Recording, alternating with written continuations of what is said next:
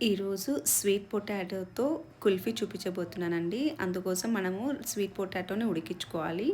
అలాగే బాదాము, జీడిపప్పు 15 గింజల కిందకి తీసుకున్నానండి. అలాగే డేట్స్ కూడా తీసుకొని వాటర్‌లో నానేసుకున్నాను ఒక హాఫ్ అన్ అవర్ వరకు.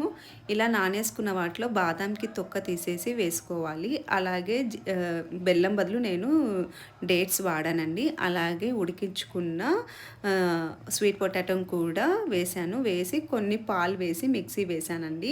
ఇలా మిక్సీ పట్టుకున్న మిశ్రమాన్ని ఏదన్నా గ్లాస్‌లో అయినా వేసుకోవచ్చండి. నేనైతే ఇలా ఈ పేపర్ గ్లాసులలో వేసేసి టిష్యూ మూసేసి రబ్బర్ బ్యాండ్ వేశాననమాట. ఐస్ అనేది ఫామ్ అవ్వకోకుండా.